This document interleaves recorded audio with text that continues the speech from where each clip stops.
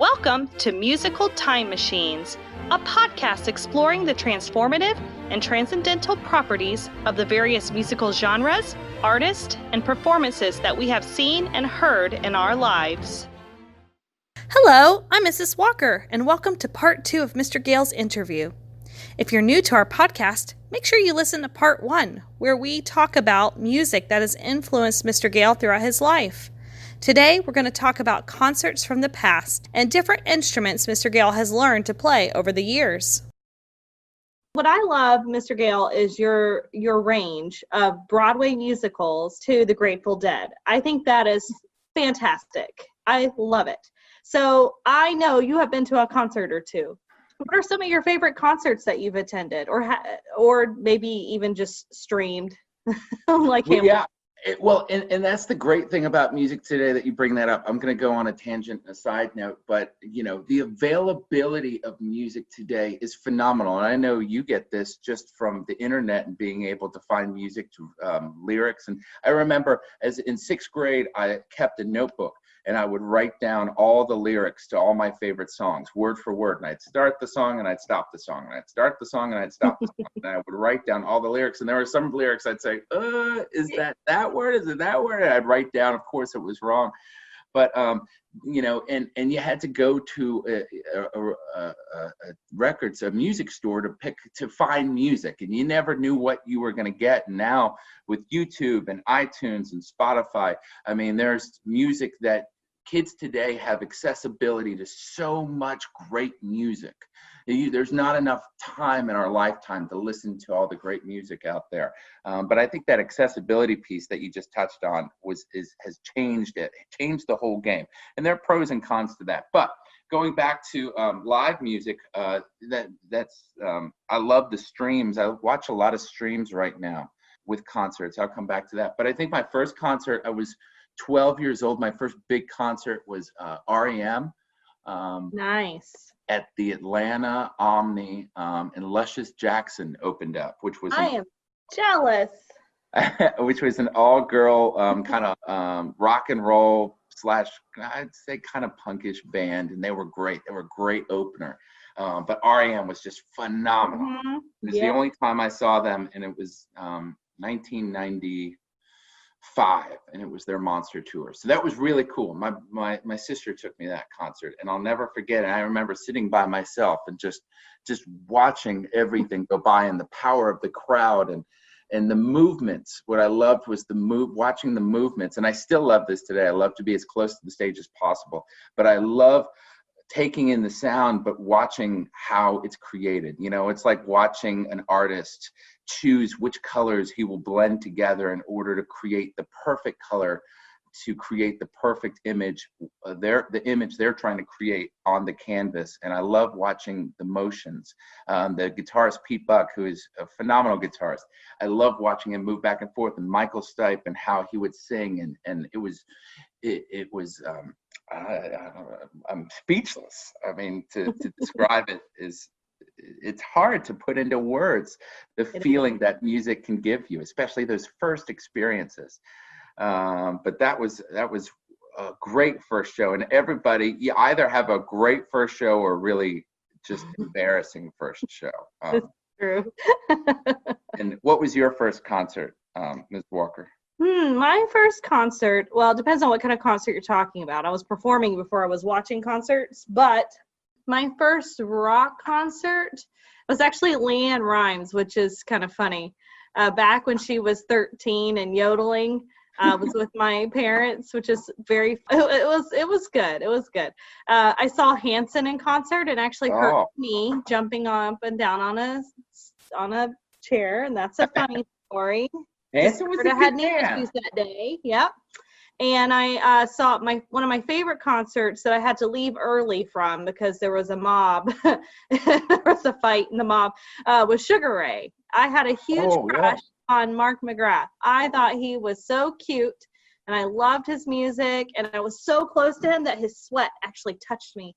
But I loved music though, and I loved the chord progressions, and I loved it was just so much fun. And then there was a fight and mobs, and I was only 17 and terrified, So I went home. I called my mom to pick me up.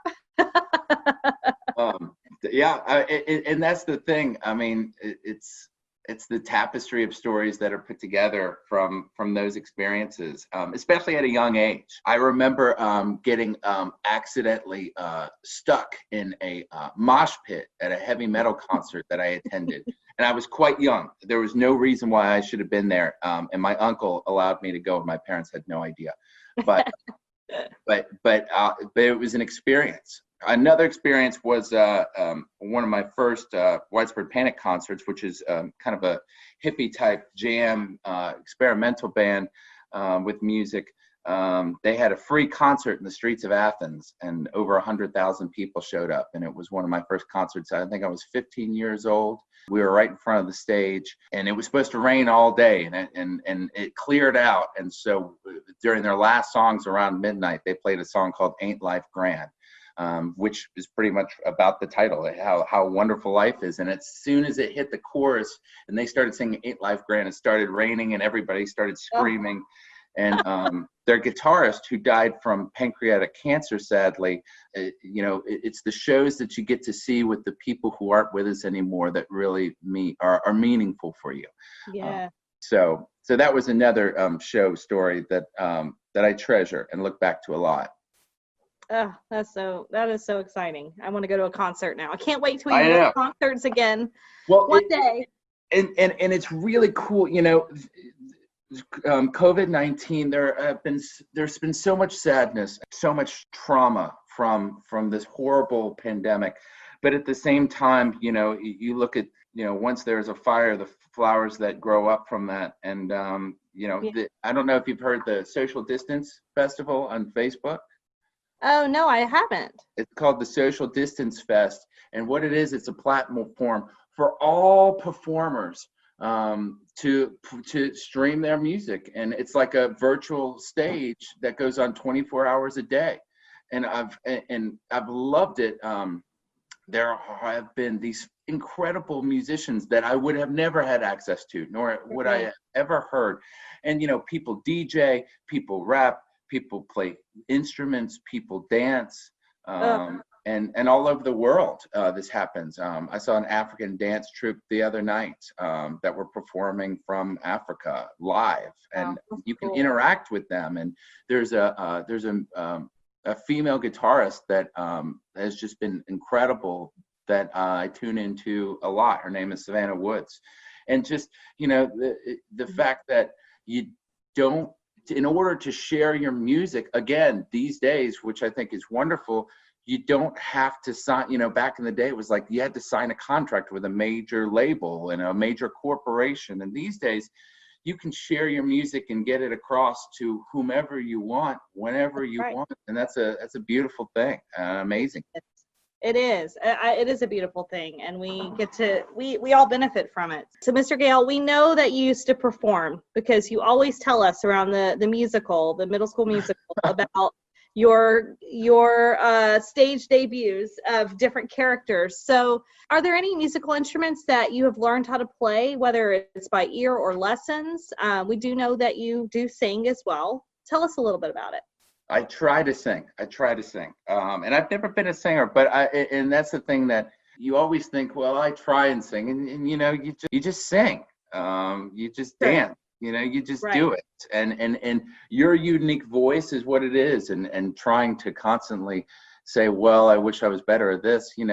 Once you embrace your voice, your talent, whatever that may be, the happier you're going to be with it. But I played in 5th grade. We were supposed to choose an instrument for band because I was choosing band, and I wanted to play. I was sick that year. I was sick a lot that year, so I wasn't there when they chose the instruments. And I desperately wanted to play the bass guitar because it was the closest thing to a guitar, and I couldn't play the bass. And then I desperately wanted to play the drums, and I couldn't play the drums. So I picked up the trumpet and played, it was a jazz ensemble in middle school, so we played all jazz music. So we played great songs, and they were all jazz tunes, and we did a lot of improv, starting in 6th grade, which was horrifying, but a great experience. So played jazz trumpet for 3 years. I wish I still had my trumpet. I traded it in to get a guitar. I wish I kept that trumpet. And one day I want to get a trumpet again. But got an electric guitar in 8th grade when I was 13 years old and just started strumming. I had 2 lessons. And my guitar teacher, lessons just wasn't, I just didn't like him. I didn't like my guitar teacher. I didn't like what he was like. Hey, do you want to play this song? And I was like, oh, no, not really. He's like, here, let me show you. So from there, I just started strumming and I just started playing, and I started playing as much as I could. It's kind of play till my fingers fell off.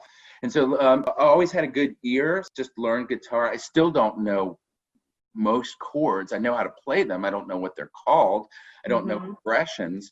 So taught myself to play by ear, and was in a few bands in my lifetime, and played live a lot. Loved that.